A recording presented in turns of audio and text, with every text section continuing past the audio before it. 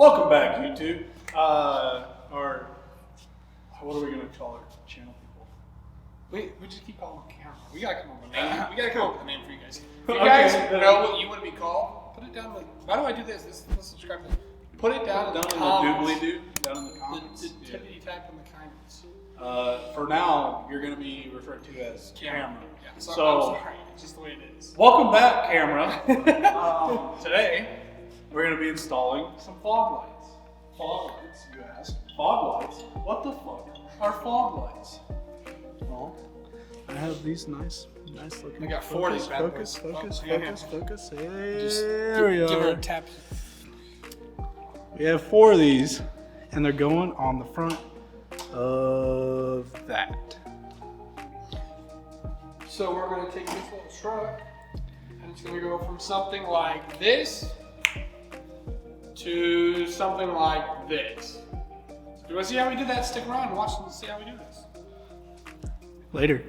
So, working electrical here, installing these lights. So what you're going to want to do is remove your negative terminal just as a safety precaution so you don't fry anything. So pop off the negative and then we'll show you what we're doing. All right. So on the 96 Tacoma, our fuse box is right here. That's our inside fuse box. There is also one underneath the hood, but just to keep things simple and keep things dry, we're going to be tapping in with a fuse tap onto this to the wiper circuit.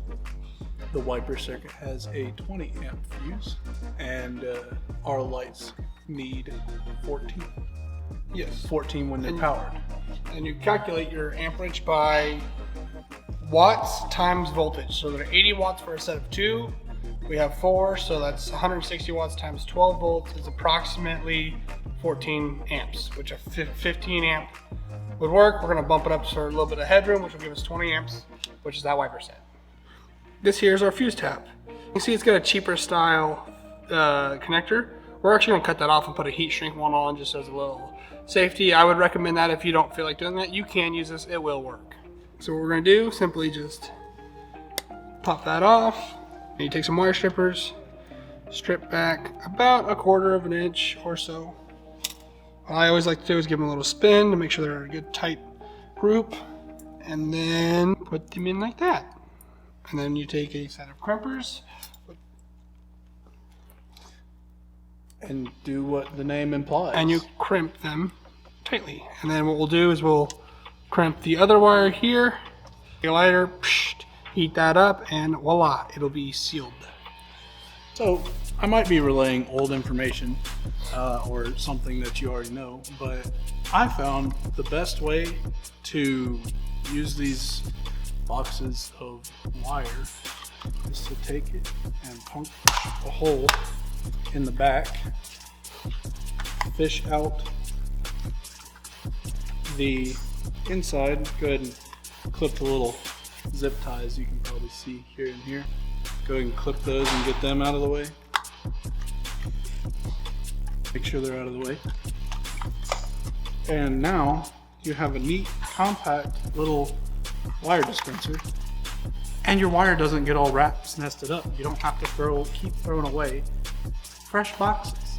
So temporarily, I am currently in the process of prototyping a switch panel for this, and it's going to go right over there. You can't see it because of the steering wheel, but currently in the process of prototyping for that, and you'll get a video on it, probably, maybe, who knows. But eventually the switches are going to go over there. But for testing purposes today, and just wanting to have it done because we're just gonna bring it out to the bottom here and have it hang. We just verified ground and that our T-tap is functioning. We're going to ground off of the dash bolt. So what we're going to do is pull that bolt out, put a ring terminal on the backside, and put that bolt back in. You probably want to have things a little bit more planned out than we do, but we like to go off the cuff here. Yeah, exactly. Hello. While he does that, focus please, thank you. While he does that, Make sure you have all the connectors you need. Once again, plan things will be a lot smoother if we actually did that, but I forgot to grab the ring terminals. So I've got the red power on the top. There's an open one which will run to our lights, and then which will power our lights, and then the ground on the bottom. So if we are right here, I should be able to hook this up, turn it on, and it should light up this little switch.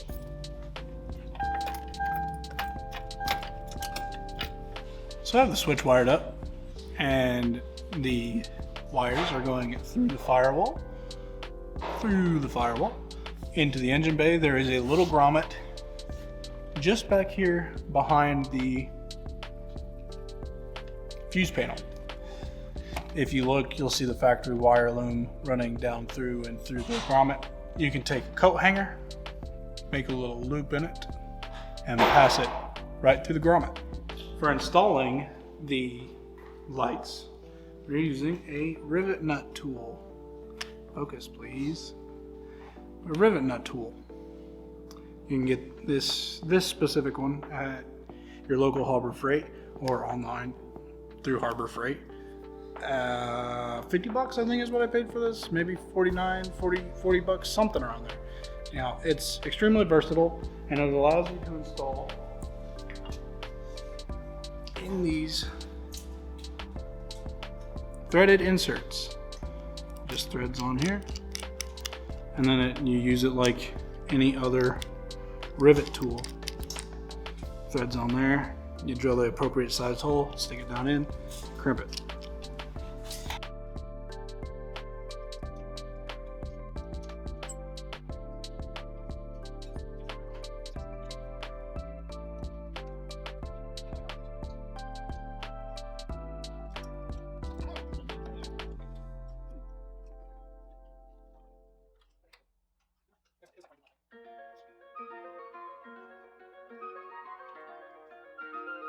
So right now we're making mounting tabs for the lights that are going to go on the bar part, the main bar of the actual bumper. We're gonna scuff off some of the paint, weld them on there, and then mount the lights to them.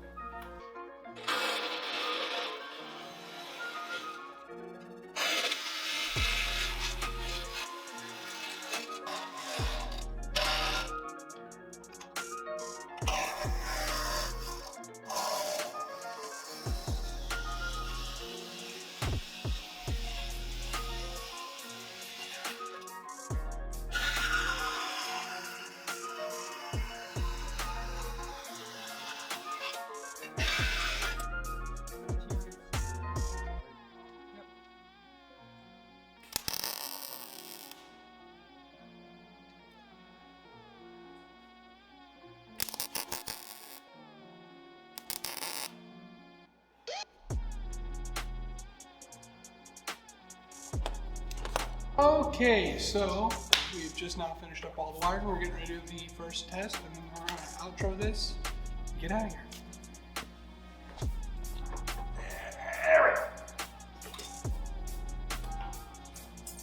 With the beam. Four.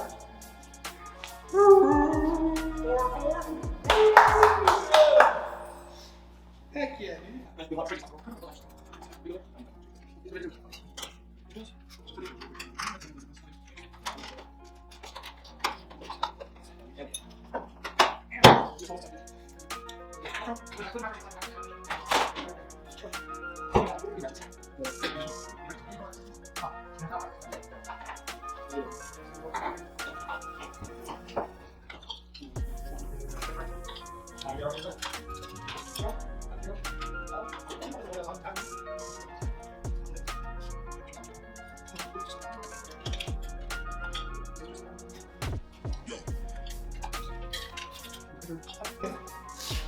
So, lights are on, you guys saw they work. We'll throw it, never mind, we'll finish this for later, or for earlier. So, lights are on, lights work. They're pretty cool. They're pretty We'll show you guys some, it's dark out, so we'll take it outside, get some footage that'll come up after this little bit here, and we'll see you guys next week. Bye.